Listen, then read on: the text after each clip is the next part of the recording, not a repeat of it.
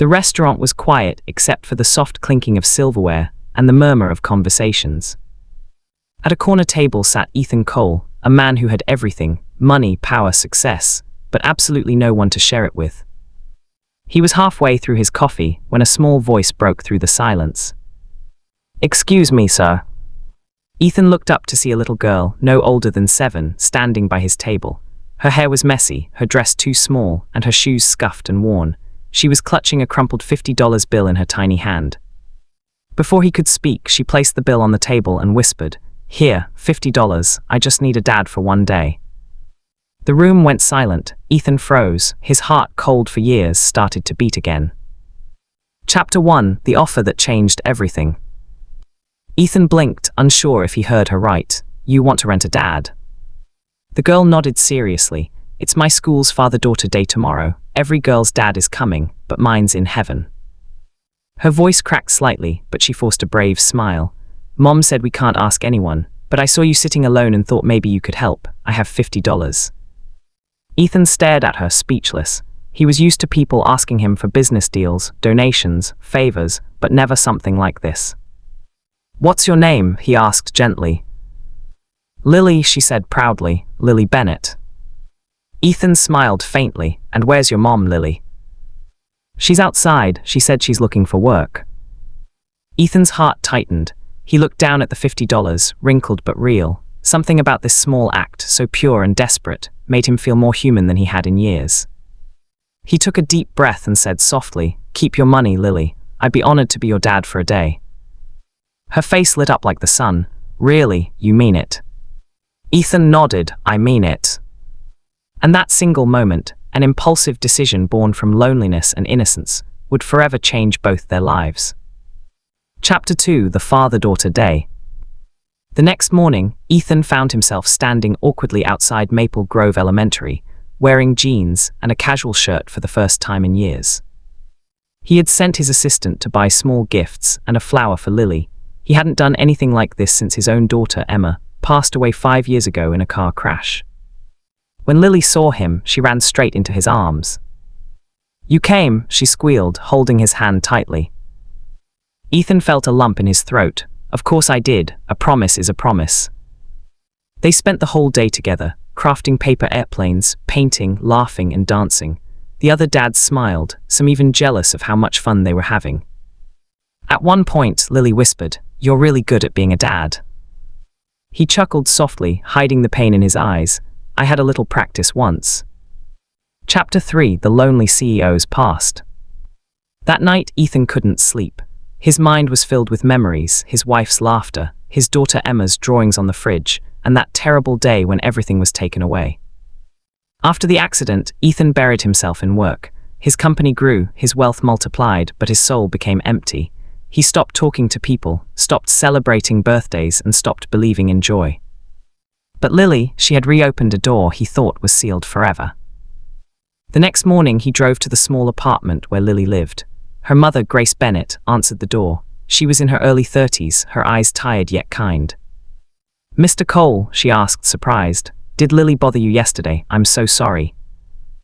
Ethan interrupted gently. "Not at all. She made my day brighter."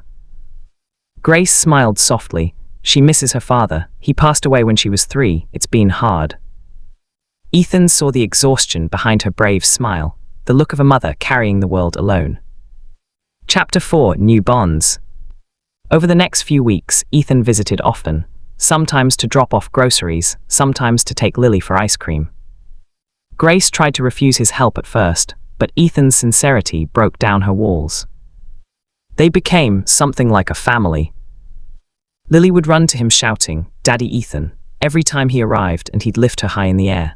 Grace watched quietly from the door, smiling, though part of her heart ached with the fear of losing this happiness one day. But happiness, like all fragile things, always gets tested. Chapter 5: The Scandal. One morning, a news headline shook Ethan's world. Millionaire CEO spotted with poor single mother. Is this his new family? Photographers had caught them at the park, laughing and playing with Lily. Overnight, social media exploded. Some mocked Grace, calling her a gold digger. Others accused Ethan of trying to repair his image. Grace felt humiliated. "I told you this would happen," she cried. "You don't belong in our world, Ethan. We're just a charity case to them." Ethan reached for her hand. "Grace, no, you're not a charity. You're the first real thing I've felt in years." But she pulled away. "Please, just stay away, for Lily's sake." Ethan left in silence, his heart breaking all over again. Chapter 6: The Accident. Weeks passed. Ethan returned to his lonely mansion, filled with silence and regret. But one stormy night, his phone rang. It was the hospital. "Mr. Cole, we have a girl named Lily Bennett here. She was in a car accident with her mother. She keeps asking for you." Ethan's blood ran cold. He rushed to the hospital, his heart pounding.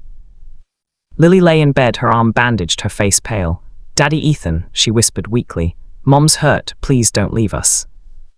Ethan's eyes filled with tears. He held her hand tightly. "I'm right here, sweetheart. I'm not going anywhere." Grace was in surgery for hours. Ethan waited outside, praying for the first time in years. When the doctor finally came out, he said softly, "She'll live. It'll take time, but she'll recover." Ethan broke down in relief. Chapter 7: A Real Family. After the accident, Ethan made a decision, one that came straight from his heart. He took care of Grace and Lily until they fully recovered. He didn't just provide money, he provided presents, something more valuable. He helped Lily with her homework, cooked dinner with Grace, and filled their small apartment with laughter again. And one evening, as the three of them sat watching the sunset, Lily looked at him and said, "Daddy Ethan, can you be my dad forever?"